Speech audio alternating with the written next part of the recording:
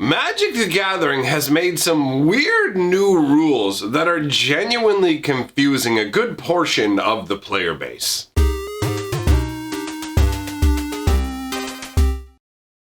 Greetings, owners of fine luxury cardboard rectangles. I hope the day finds you well. It finds me full of trepidation. I have dental work that needs to be done tomorrow. Not looking forward to that. But I do have an awesome video recorded for tomorrow with a bunch of pre-release kits being opened where something really weird happened. So that'll come out tomorrow. Here today, we're going to talk about weird Magic rules. And I'm just going to say right now, this kind of a scenario makes me happy that I'm not judging Magic events anymore. I used to run Magic events for a whole number of years. And you end up dealing with some really wonky scenarios. Sometimes it's like weird corner cases ruling, and sometimes it's people just trying to be like skis bags. I've literally had to say, dude, you've been playing Magic for as long as me, and all of a sudden you forgot how First Strike works? Don't call me over here and make me feel like you're trying to treat me like an idiot, okay? So there are different categories of rules issues where sometimes people are just trying to gain an advantage and sometimes people don't understand how things work, right? Getting called over for weird things like, can you explain how mana burn works? Although that's pretty old, right? Anyways, we have new rules that are being introduced to Magic specifically with Zendikar Rising. And these new rules are like tweak variations on currently existing rules. One deals with like double face cards, and the other deals with tokens. So we're going to talk about the double-faced card rules change first, all right? Up until now, there's only been, they've only had double-face cards, right? Like there's only been one category, just DFCs, double-face cards. Now there's MDFCs, and these are modal double-faced cards. And your brain goes, what? Okay, double-face in a dish. How many double-face do I wish? Do you guys remember that? Did you guys do that? I'm showing my age here. Did you ever go out in the streets with your friends and be like, bubble gum in a dish? And you just like, you know who this is going to end up not picking, right? These sort of like randomized ways of picking who's going to be it or whatever. We all know what the deal is. Did you like to play hide and seek in the night like me? Getting way off track here.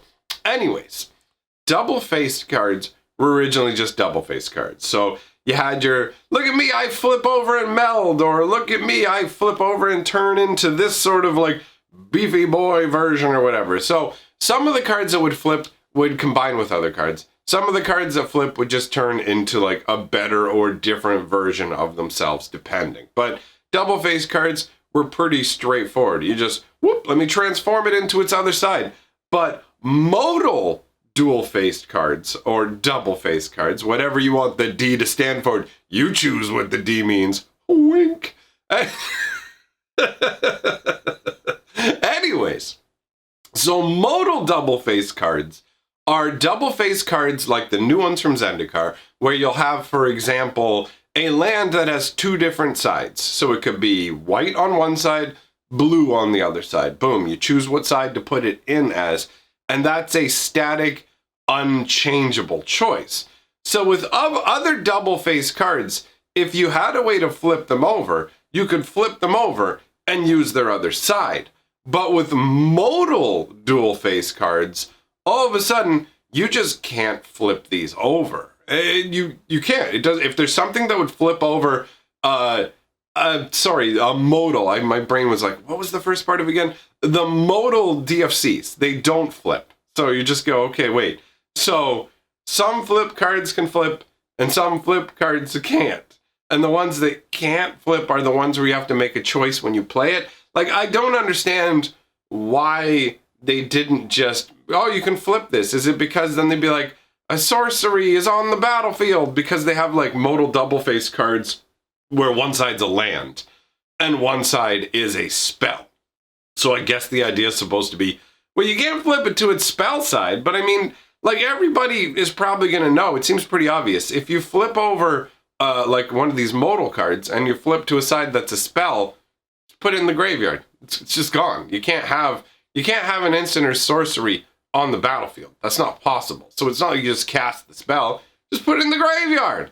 But so I mean, this is the less baffling of the two rule changes, because you know what? I did just come up with a scenario very easily where you go, okay, that can cause rules confusion. But it also causes rules confusion for people when double face cards all worked one way up until today, and then they just slap another letter on it and go, that's actually a modal one. But everyone feels like a modal one. Like, that's how it feels, right? Like, you have two different modes. You have small donk mode and big donk mode in one that flips over, and like if you've got a little 1/1 that turns into a beefy 3/3 or something like that, right? So they feel like they have different modes.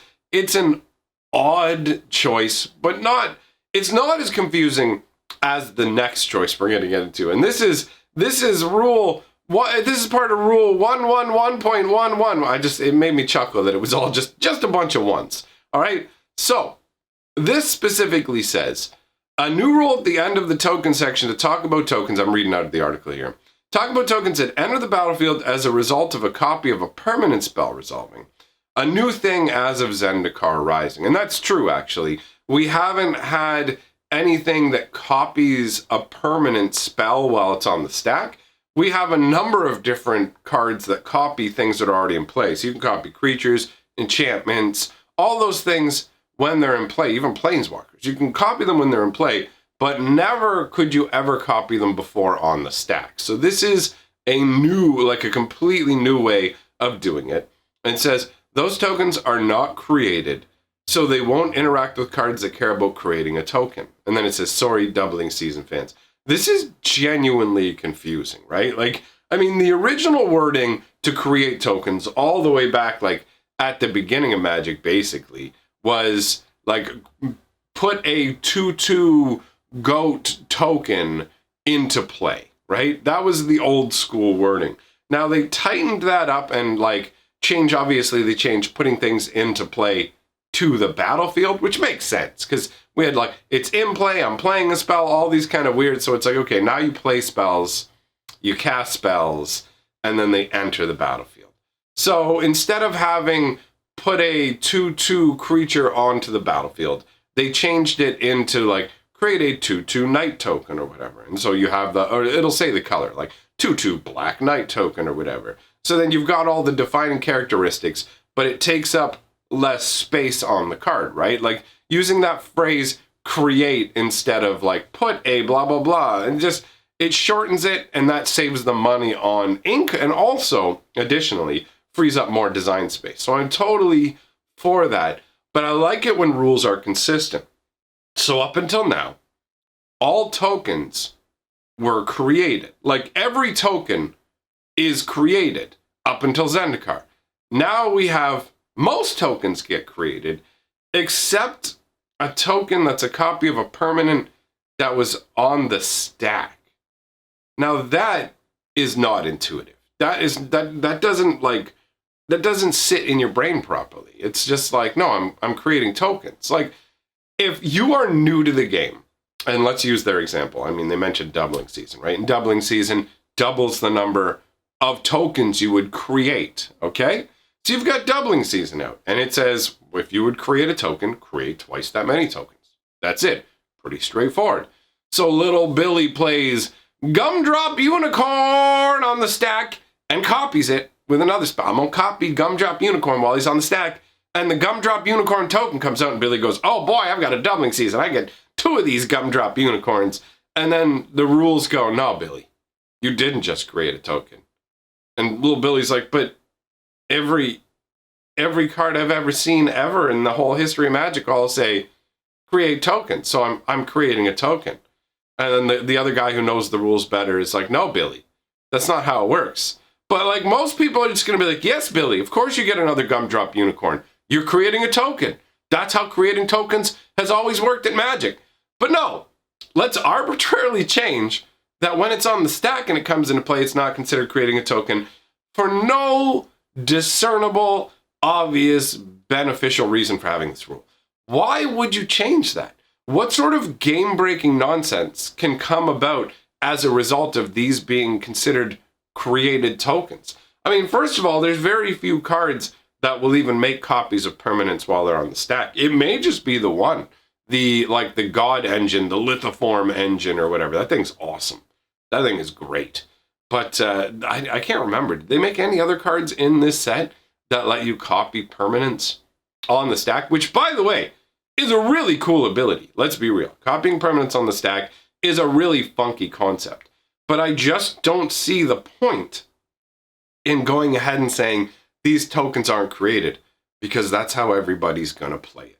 The only place this isn't going to be played that way is in like F&Ms and stuff like that, where somebody actually has paid attention to the rules changes, okay?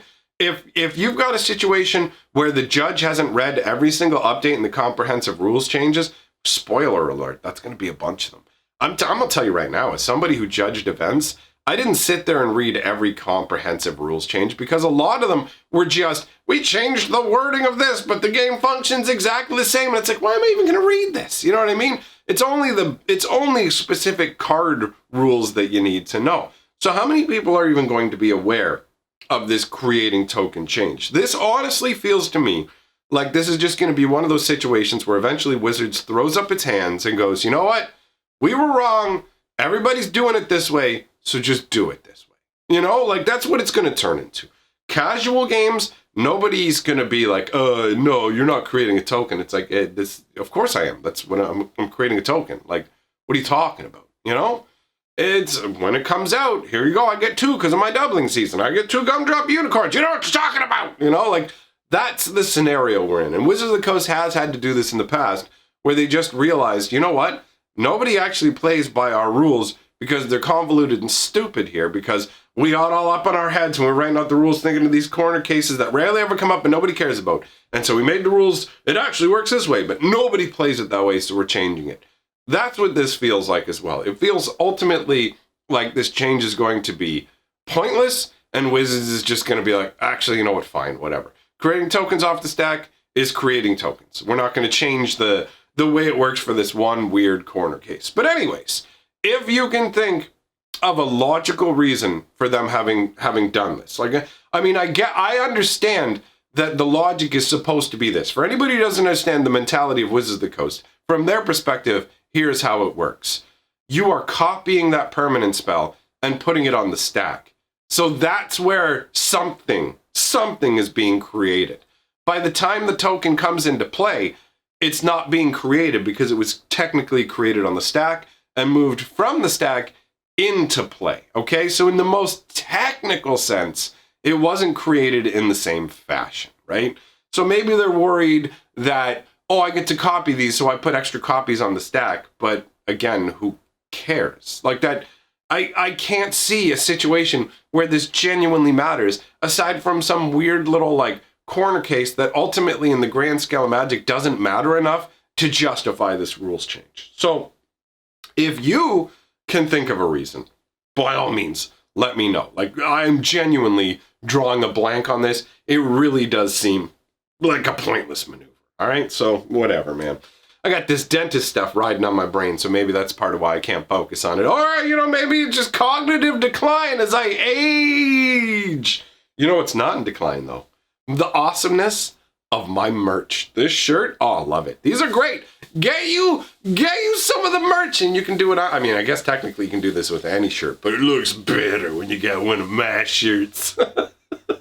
All right, guys, so I got dental work tomorrow, but I've pre-recorded a pre-release kit opening, and it's really weird, honestly. I looked at it and was just like, wait, how does this even happen? So tune in for that tomorrow. Good times. If you like what I'm doing here, like, comment, subscribe. It's all fantastic for the channel. If you love what I'm doing, jump on my Patreon. And also, if you want some additional Magic goodness, go check out my Magic Lore channel, where we have the finest in old school lore, where you get amazing, epic stories, all right? And you want that, trust me, you want that goodness. So get on over there, or there, whichever direction you want to go. You make that choice. I will see you over there. Thanks for coming by, everybody. see you tomorrow for some pre-release nonsense kit action. And yeah, I guess that's it. Goodbye!